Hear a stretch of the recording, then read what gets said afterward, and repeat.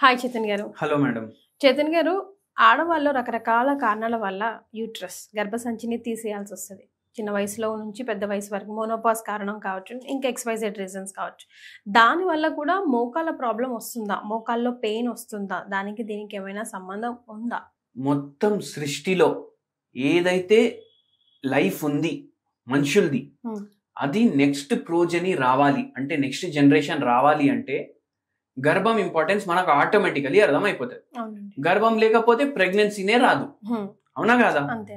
అయితే ఏంది అంటే, ఏదైతే గర్భం ఉంది దాంట్లో ఒక్కొక్కసారి కొన్ని ప్రాబ్లంలు అవుతాయి.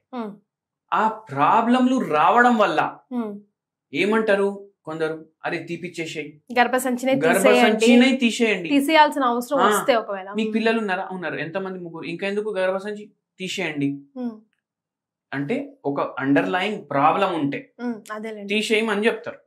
ఏదైతే మెనోపాజ్ ఉంటది కదా, అది 50 ఏండ్లకు రావాలి. కానీ ఏమైపోయింది, విత్ టైం 48 నుంచి పోయి 45కి వస్తుంది, 45 పోయి 40కి కూడా వస్తుంది. అవునండి. ఏదైతే మెనోపాజ్ రావాలి. మెనోపాజ్ అంటే పీరియడ్లు రావడం ఆగిపోవడం మొత్తానికి.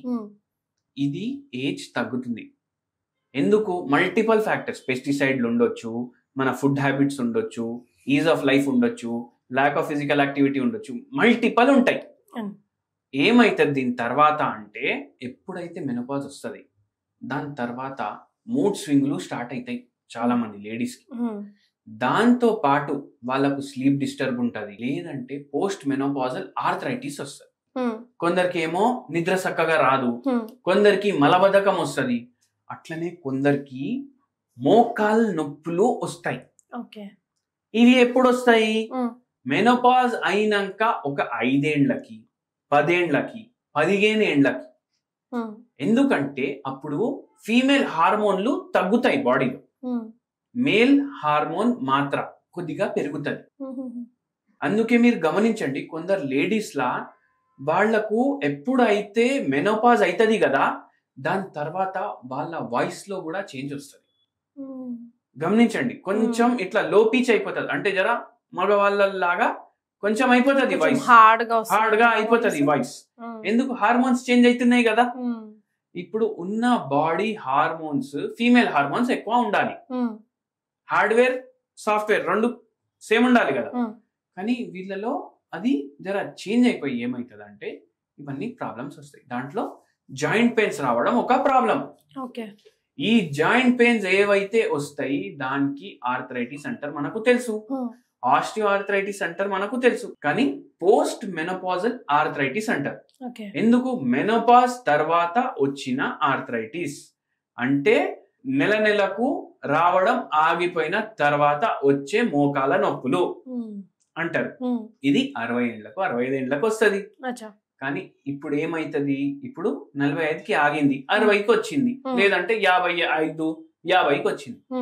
ఇప్పుడు ఒక పేషెంట్ వచ్చారు మన దగ్గరికి. పేషెంట్ ఏజ్ వచ్చేసి 53 ఇయర్స్ ఉండే.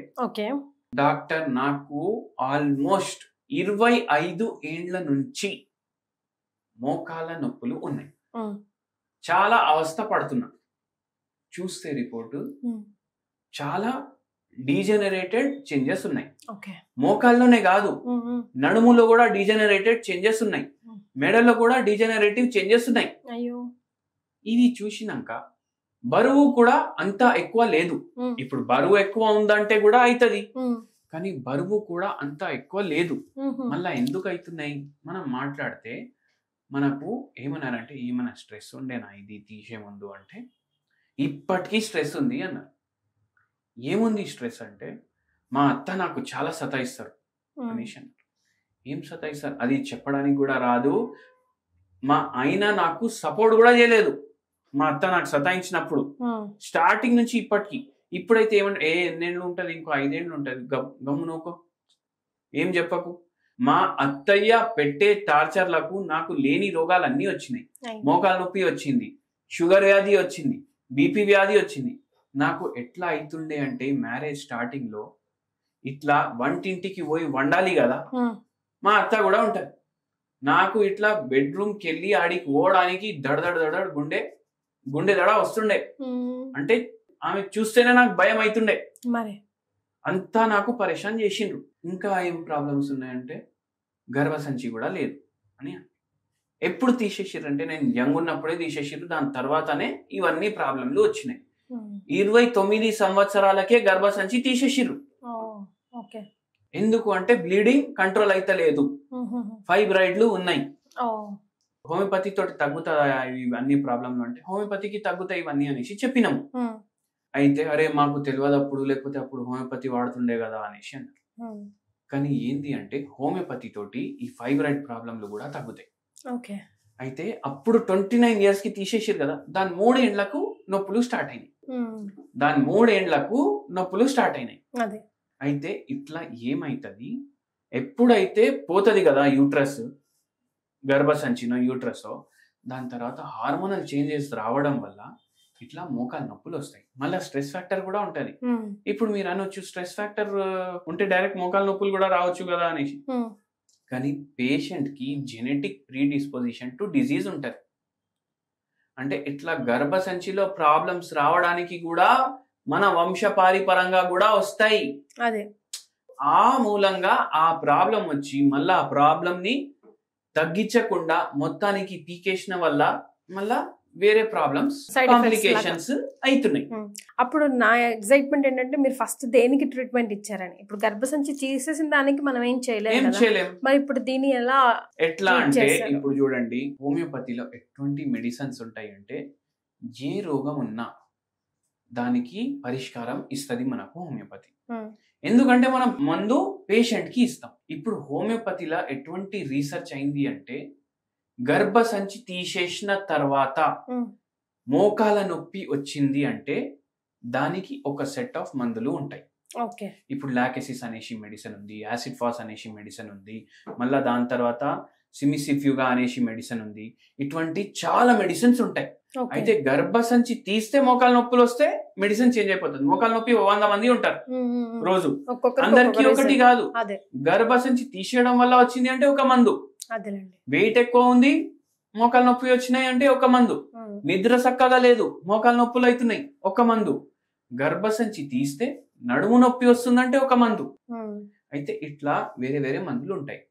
అట్లా మొత్తం డిఫరెన్షియేట్ చేసి హిస్టరీ ఆఫ్ ఫైబ్రాయిడ్స్ కూడా ఉంది పేషెంట్ కి, గర్భసంచి లేదు, మోకాల నొప్పులు ఉన్నాయి, నడుము నొప్పి ఉంది, ఇట్లా చాలా ఏండ్లు ఎవరో ఇజ్జత్ ఇవ్వలేదు పేషెంట్ కి.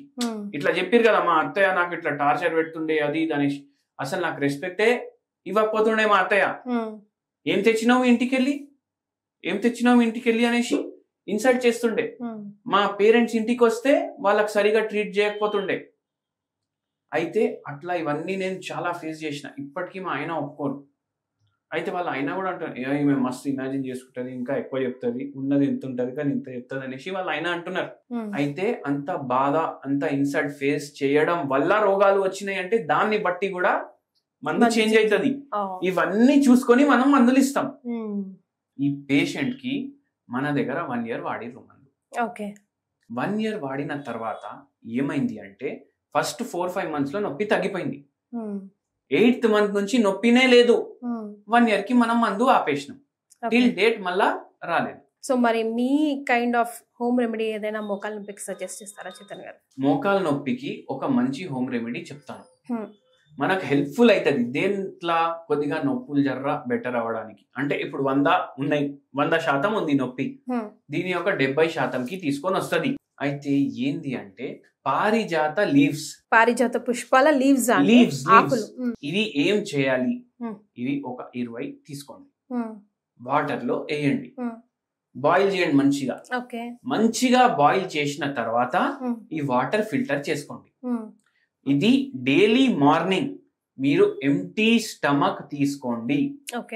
ఎంప్టీ స్టమక్ తీసుకుంటే మీకు 1 week తర్వాతనే కొద్దిగా రిలీఫ్, అమ్మాయ జర్రా ఇప్పుడు నేను భరించగలుగుతున్నా నా నొప్పులు అనేసి అనిపిస్తుంది. పారిజాతం పువ్వులకి సంబంధించిన ఆకులు వాటర్ లో బాయిల్ చేసుకొని తాగితే మోకాల నొప్పుల నుంచి కొంచెం రిలీఫ్ వస్తుంది, పెయిన్ రిలీఫ్. అండ్ దెన్ హోమియోపతిలో వితౌట్ సైడ్ ఎఫెక్ట్ ప్రతి ఒక్క వ్యాధికి కూడా మెడిసిన్ ఉంటుంది. జస్ట్ ఇన్ టైంలో డాక్టర్ని అప్రోచ్ అవ్వడం చాలా ఇంపార్టెంట్ అంటున్నారు doctor Chetan Raj. Thank you అండి.